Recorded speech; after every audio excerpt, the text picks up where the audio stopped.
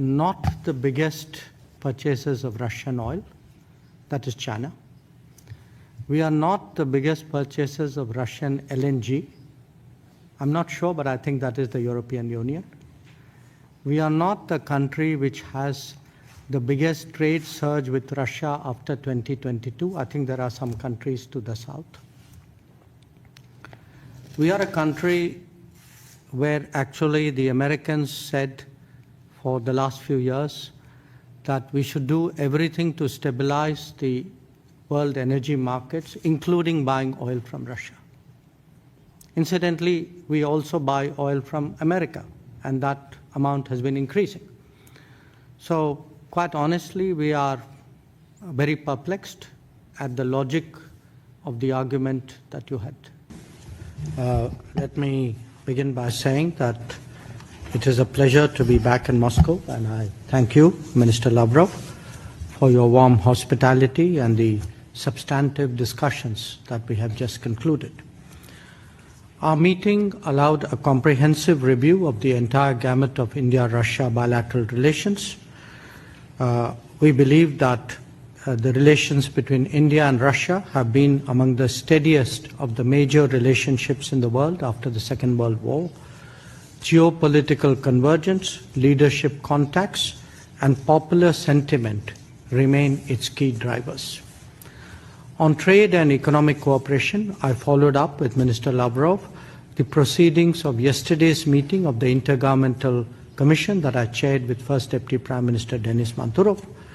We reaffirmed our shared ambition to expand bilateral trade in a balanced and sustainable manner, including by increasing India's exports to Russia.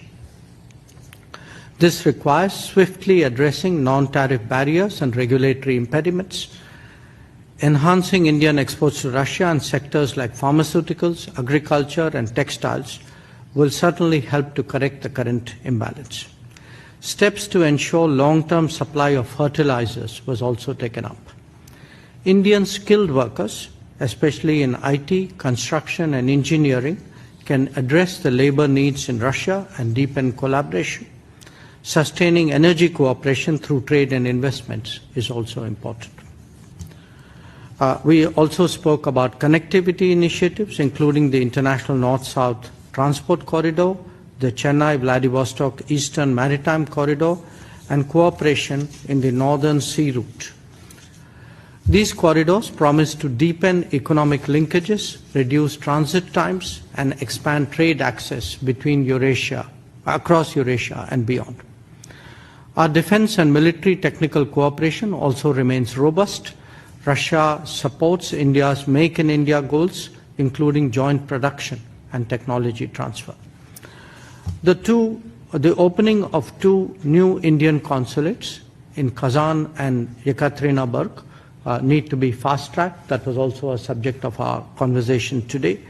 These consulates will further deepen our regional outreach and enhance trade and people-to-people ties. I took up the issue of Indians serving in the Russian army. While many have been released, there are still some pending cases with some missing persons. We hope that the Russian side would expeditiously resolve these matters. On global and multilateral cooperation, we reaffirmed our shared commitment to reform of global governance. We underlined the imperative to expand and energize the UN Security Council to reflect contemporary realities. Our collaboration in the G20, BRICS, and SCO remains deep-rooted and forward-looking.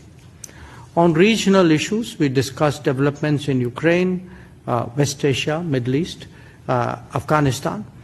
And I want to say that India's approach continues to emphasize dialogue and diplomacy as essential to resolving differences. On terrorism, we resolved to fight jointly against all forms and manifestations of terrorism. I conveyed India's strong resolve to adopt a zero-tolerance policy against terrorism and our sovereign right to defend our citizens against cross-border terrorism. I also invited the Minister to pay a visit to India to continue our dialogue. In conclusion, let me thank him and his colleagues for an open and productive exchange of views. We look forward to nurturing this relationship further in the very spirit that has underpinned it for decades.